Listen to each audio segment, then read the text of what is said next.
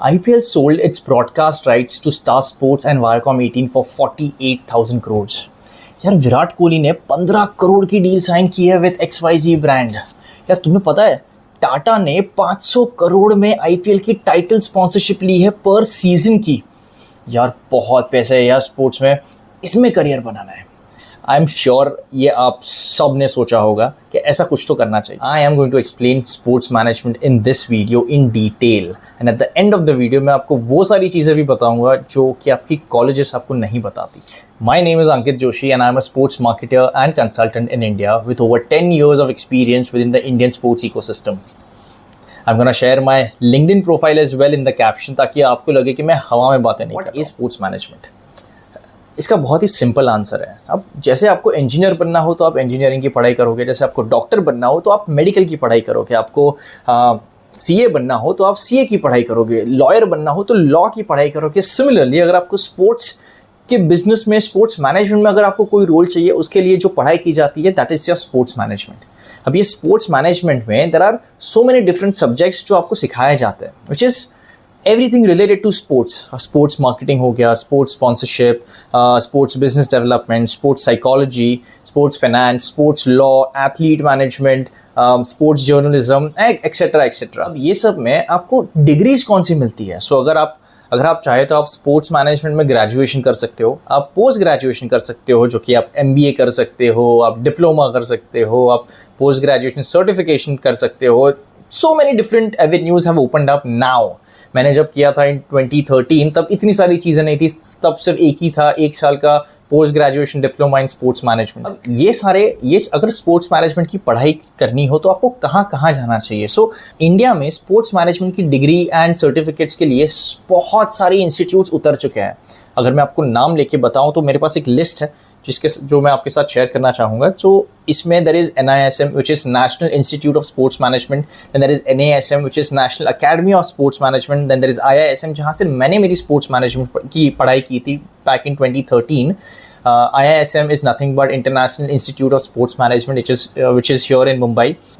Then there is ISWBM, which is Institute of Social Welfare and Business Management, Kolkata. Then there is KJ Somaiya, Mumbai. There is ISBR Business School, Bangalore. There is Symbiosis, Pune. DY Patil University, Navi Mumbai. IIM Rohtak and Geo Institute, Mumbai. ऐसी बहुत सारी institutes हैं जो sports management के programmes आपको provide करती है, जिसके पास जाके आप अगर आप चाहो तो आप ग्रेजुएशन कर सकते हो पूरे 5 साल के लिए या 3 साल के लिए। उसके बाद पोस्ट ग्रेजुएशन कर सकते हो, 2 साल का भी होता है, 1 साल का भी होता है। चाहिए सर्टिफिकेशन भी कर सकते हो। इसमें अलग अलग स्ट्रीम्स में आप मेजर ले सकते हो, माइनर ले सकते हो, which is your primary course, which is your secondary course. आप सिर्फ स्पेसिफिकली स्पोर्ट्स मार्केटिंग में आप मेजर कर सकते हो। आपको लीग्स एंड टीम्स मैनेजमेंट में अगर कुछ अगर डिटेल में जाना हो तो आप वो कर सकते हो। तो ऐसी बहुत सारी चीज़ें होती है स्पोर्ट्स मैनेजमेंट की स्ट्रीम में। ये सब पढ़ाई तो कर ली, बट ये पढ़ाई करने के बाद आप किस तरह आपका करियर कैसे बनाओगे, किस तरीके की ये सब पढ़ाई करने के बाद आप कहाँ काम करोगे? सबसे बड़ा क्वेश्चन ये होता है कि मैं पढ़ाई कर लूँ, उसके बाद क्या मुझे जॉब मिलेगी, और अगर जॉब मिलेगी तो वो अच्छी जॉब होगी, अच्छी सैलरी होगी, इसका स्टार्टिंग पॉइंट कितना होगा? ये सारी चीज़ें कॉलेज वाले आपको नहीं बताएंगे। कॉलेज वाले आपको सिर्फ इतना ही कहेंगे कि आप हमारे इंस्टीट्यूट में आइए, आप स्पोर्ट्स मैनेजमेंट कीजिए एंड देन आपका करियर मस्त चलेगा। बट ऐसा कुछ होता नहीं है। वो बस अपना प्रोग्राम बेच रहा है। At the end of the day they are also in a business of education. So आपसे 5-5, 6-6 लाख की फ़ीस लेंगे और आपको बोलेंगे कि हाँ हमारे यहाँ प्लेसमेंट होती है, वी सपोर्ट। वो सिर्फ सपोर्ट करते हैं, कुछ गारंटी नहीं देते।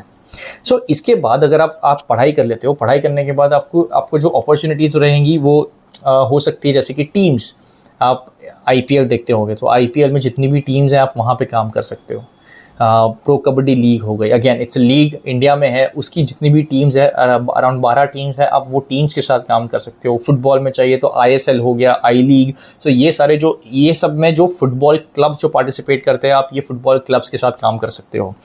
इसके बाद आप लीग्स जो हो गई, IPL की सेंट्रल लीग हो गई, PKL की सेंट्रल टीम हो गई, ISL की सेंट्रल टीम, ये सारी टीमों के साथ भी आप काम कर सकते हो in various different designations and verticals. ये वर्टिकल्स और डेजिग्नेशन के बारे में मैं आपको नेक्स्ट पॉइंट में थोड़ा डिटेल में बताऊंगा। आप इवेंट्स एजेंसीज, अब जो भी कोई भी इवेंट अगर ऑर्गेनाइज कर रहे हो, IPL क्या है? IPL is just a sports event. So ये स्पोर्ट्स इवेंट्स स्पोर्ट्स इवेंट को ऑर्गेनाइज करने के लिए there are event agencies. India में जो सबसे बड़ी स्पोर्ट्स एजेंसी है, स्पोर्ट्स इवेंट एजेंसी है, वो है डीएनए। आप पीकेएल ले लो, आईपीएल ले लो, आईएसएल ले लो, सब जगह पे डीएनए इज इन्वॉल्व। ऐसे ही देयर इज प्रो कैम्प जो Mumbai marathon, Bangalore marathon, Delhi marathon जो ऑर्गेनाइज करते हैं, दैट इज प्रो कैम्प। आप उनके साथ काम कर सकते हो। और ऐसी ही बहुत सारी छोटी छोटी इवेंट एजेंसीज मार्केट में है जो स्पोर्ट्स को केटर करती है, आप उनके साथ काम कर सकते हो। देन देयर इज आप ब्रॉडकास्टर्स के साथ, आप ब्रॉडकास्टर्स के साथ काम कर सकते हो। आपके पास है स्टार स्पोर्ट्स, आपके पास जियो सिनेमा है, आपके पास स्पोर्ट्स 18 है, आपके पास सोनी है, जी स्पोर्ट्स है, अमेजॉन भी वेंचर कर रहा है स्पोर्ट्स में। आप ये सारे ब्रॉडकास्टर्स के साथ छोटे मोटे रोल्स आप कर सकते हो। इसके बाद है फैंटेसी स्पोर्ट्स। अब fantasy sports in India is picking up big time. अगर आपको फैंटेसी स्पोर्ट्स में आप ट्राई करना चाहो तो आपके पास ड्रीम 11 है, माई 11 सर्कल है, फैंटेसी अखाड़ा है। ऐसी बहुत सारी फैंटेसी गेमिंग कंपनीज इंडिया में आ चुकी है जो इंडिया का मार्केट कैप्चर करने की ट्राई कर रहे हैं। सो आप उनके साथ काम कर सकते हो। एंड ये सिर्फ फैंटेसी में काम नहीं करते, इनके पास अलग अलग वर्टिकल्स होते हैं और वो बहुत सारी चीज़ें करते हैं। जैसे कि ड्रीम 11 ने फैन कोड चालू किया हुआ है। FanCode is completely about fan engagement and धीरे धीरे they are converting FanCode into a streaming platform. आप देखोगे फॉर्मूला 1 का इंडिया में नेक्स्ट 2 साल के लिए broadcasting is just on fan code, which is a great thing for fan code. वैसे ही वो अपना बिजनेस बढ़ाते हैं। मर्चेंडाइज आपने देखा होगा, जब last year ODI world cup हुआ था तब जिसे इंडिया की एडिडास की जर्सी चाहिए थी वो फैन कोड के थ्रू भी ऑर्डर कर रहे थे और वो भी मर्चेंडाइजिंग में भी काफ़ी अपना बिजनेस एक्सपांड करते जा रहे हैं। सो ये सारी अपॉर्चुनिटीज़ है, यहाँ पे आप काम कर सकते हो। और कई सारे स्पोर्ट्स स्टार्टअप्स इंडिया में आ रहे हैं एंड उनके साथ आप काम कर सकते हो। So entry level opportunities are a lot, बहुत सारी है। अब इसमें क्या डेजिग्नेशन होगी, जो भी आपकी सैलरी और जो भी होगा एंट्री लेवल वो क्या होगा, वो मैं आपको नेक्स्ट पॉइंट में बताऊंगा। But first let's talk about the designations. कि आप क्या डेजिग्नेशन, क्या रोल्स आप ले सकते हो इन अ स्पोर्ट्स ऑर्गेनाइजेशन। अब जैसे कि चलो एक एग्जांपल लेते हैं विद अ स्पोर्ट्स टीम। से फॉर एग्जांपल आईपीएल की एक टीम हमने ले ली, मुंबई इंडियंस। तो मुंबई इंडियंस में सबसे पहले अगर आप क्रिकेट विकेट खेलते हो, अगर आपने कोचिंग लाइसेंस और सर्टिफिकेशन किया, you can be a coach. Then there is then you can become a physio as well. So there's a sports physiotherapy, which is again it's a topic, it's a separate topic in altogether, जो आपको sports management में नहीं पढ़ाएंगे, वो उसके लिए आपको अलग पढ़ाई करनी होती है। बट या उसके बाद आता है स्पोर्ट्स साइकोलॉजी। ये इंडिया में बहुत ही नेसेंट स्टेजेस पे है at the moment. European countries, USA में स्पोर्ट्स साइकोलॉजी को बहुत ही तवज्जो दिया जाता है because it is really important. और हमने ऑफ लेट देखा हुआ है कि प्लेयर्स अपनी मेंटल हेल्थ के बारे में बड़ा ही फिनिकी हो जाता है। छोटी छोटी चीज़ें उनको अफेक्ट करती है और वो छोटी चीज़ों की वजह से उनका performance on the field drop होता है। So sports psychology can be one. Then there is team manager.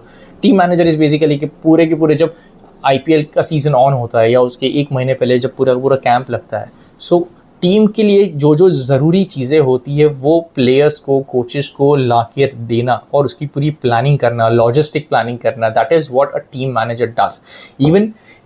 Even on the match day itself अगर लीग के साथ कोऑर्डिनेट करना, लीग स्टेडियम में कब पहुंचने वाले हो, उसकी सिक्योरिटी के साथ। सो टीम मैनेजर का रोल है basically entire operation and logistics संभालना एंड पूरी प्री प्लानिंग करना।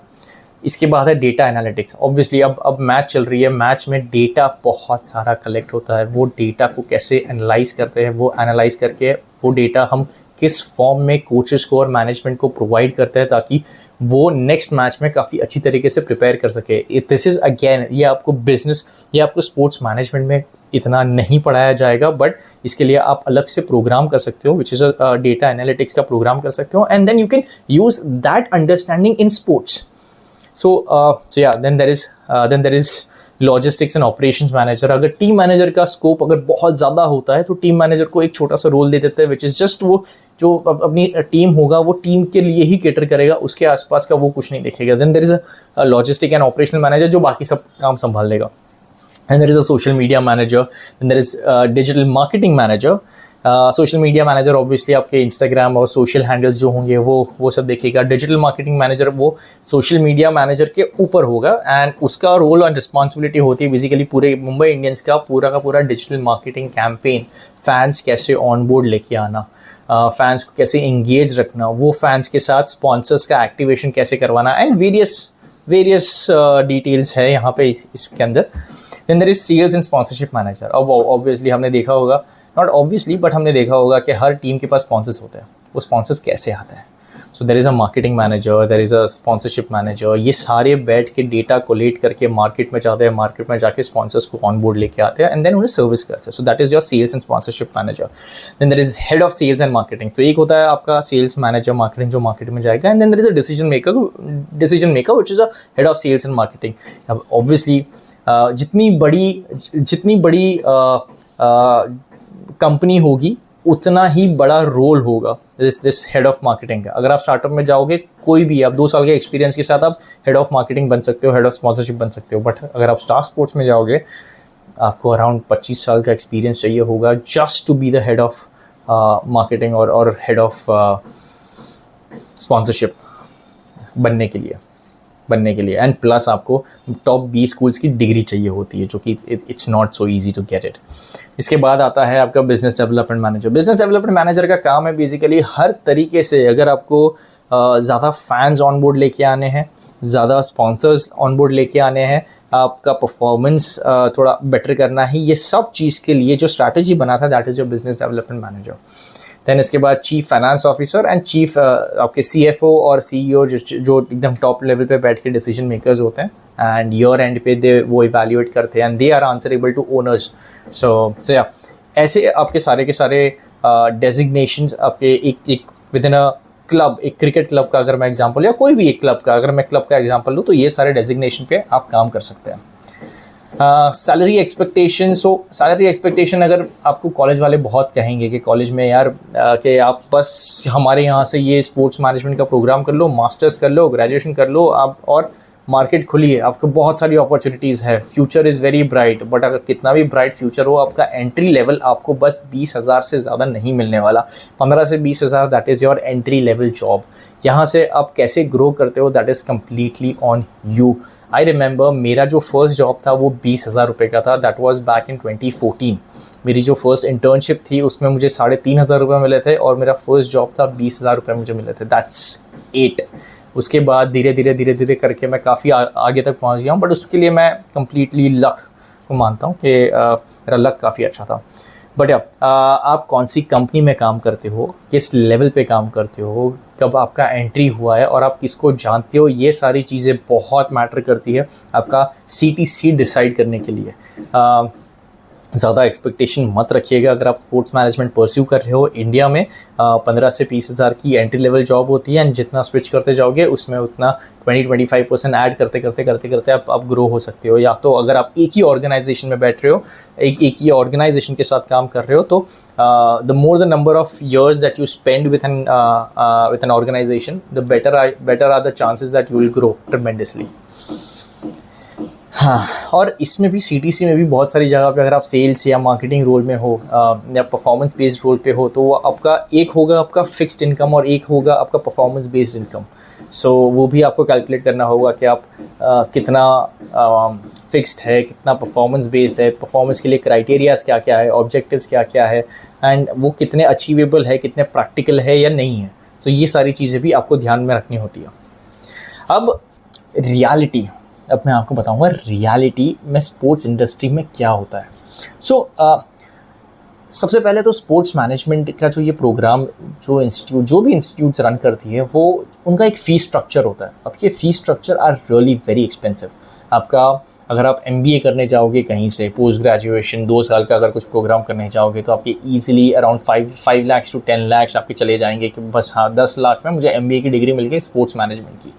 बट ये स्पोर्ट्स मैनेजमेंट करने के बाद आप वापस मार्केट में आओगे और उतनी ही आपको सैलरी मिलने वाली है जो कि 15 से 20,000 की है। इससे ज़्यादा आपको सैलरी नहीं मिलने वाली। It's very difficult. हाँ, अगर आपका कॉन्टैक्ट है, अगर आप क्या जैसे दिल्ली में कहता ना कि तू जानता नहीं मेरा बाप कौन है, अगर if you have some very good strong references then yes, then you can get more money around 40-50,000, but आपका ग्रोथ फिर वहाँ से स्टैगनेंट हो जाएगा। बिकॉज सेम कंपनी में अगर आप बोलोगे कि अच्छा ठीक है मुझे 50,000 हो गया, अब मुझे 1 लाख चाहिए, वो नहीं देगा 1 लाख। क्यों देगा वो 1 लाख? वो अपना रेवेन्यू क्यों कम करेगा, अपना ओवरहेड क्यों बढ़ाएगा? वो नहीं होता, वो इट्स नॉट रियली प्रैक्टिकल। और ये सब 5-10 लाख करने के बाद आपको ये लोग प्लेसमेंट्स की गारंटी देंगे, जबकि प्लेसमेंट की गारंटी होती नहीं है। वो लोग क्या करते हैं, वो लोग इंटर्नशिप लेके आते हैं।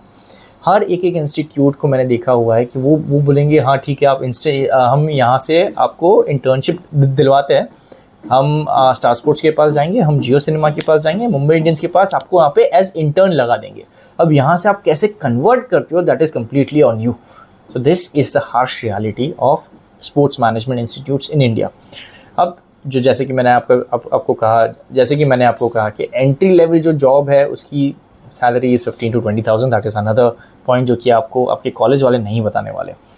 अब जॉब अपॉर्चुनिटीज़ वैसे देखा जाए ना, it's not that much, it's very very very limited. हाँ, एंट्री लेवल के लिए, ग्राउंड लेवल पे आपको काम करने के लिए बहुत सारी अपॉर्चुनिटीज़ है, बट जैसे जैसे ऊपर आते हो ना वो उतनी ज़्यादा अपॉर्चुनिटीज़ नहीं है। उसका और एक रीज़न मैं आपको बताऊँगा। जैसे ये बड़ी सारी ऑर्गेनाइजेशन हो गई, जैसे कि स्टार स्पोर्ट्स हो गया, या वाईकॉम 18 हो गया, या AIFF, फीफा, या हाँ जितने भी ब्रॉडकास्ट है। अब यहाँ पे मार्केटिंग में जो बंदे हेड ऑफ मार्केटिंग बन के बैठे हैं वो कौन है?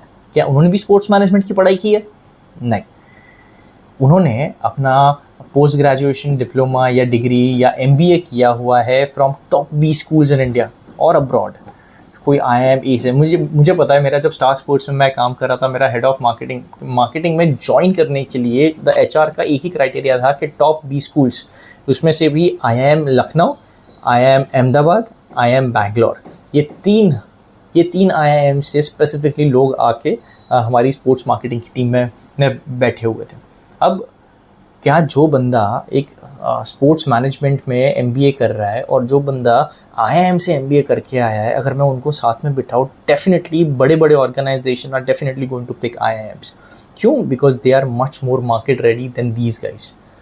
बिकॉज इनको जो पढ़ाई की जाती है, इनको जो पढ़ाई करवाई जाती है, that is very generic in nature, right. So ये लोग जो भी पढ़ते हैं वो कोई भी कंसेप्ट वो स्पोर्ट्स में भी इम्प्लीमेंट कर सकते हैं, बट आपने जो स्पोर्ट्स की स्पेसिफिक पढ़ाई की है वो आप बाहर कोई सेक्टर में नहीं लगा सकते।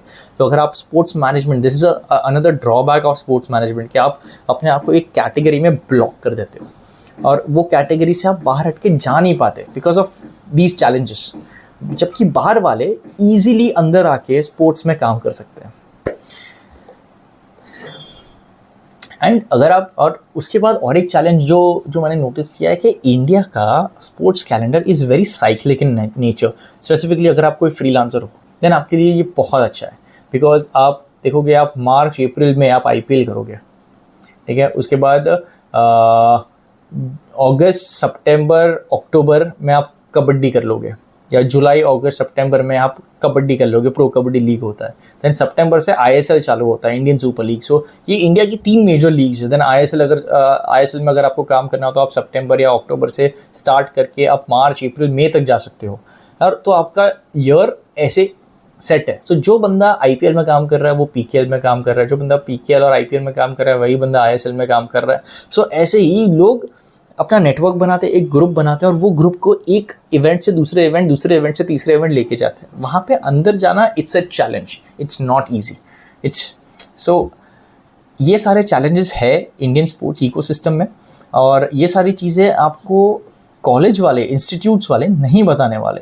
सो before you decide to spend so much of your parents money into doing this sports management और something like this, do watch this video, and also I would also suggest कि sports management मत कीजिए, it's not a good thing. Instead go for a generic MBA. अगर generic MBA करने के बाद from a top B school, if you want to enter into sports industry you can do it. But अगर आप sports management की पढ़ाई कर रहे हो और स्पोर्ट्स में आपका करियर नहीं बन रहा है फॉर XYZ रीज़न, और आपको यहाँ से बाहर निकलना है, then it will be really difficult for you to get out of the sports sector, because बाहर फिर चांसेस अपॉर्चुनिटी बहुत कम मिलेगी। फर्स्ट चीज़ वो लोग देखेंगे कि भाई आपने तो खाली स्पोर्ट्स में काम किया है, आपको मेरे सेक्टर का तो एक्सपीरियंस ही नहीं है। सो ये सारी चीज़ें बहुत ही मैटर करती है। So yeah think carefully and decide what you guys want to do. And yeah, if you enjoyed this video, if you learned something from this video, then please like, share, subscribe. I'm gonna post much more videos about sports on this channel. So yeah, thank you.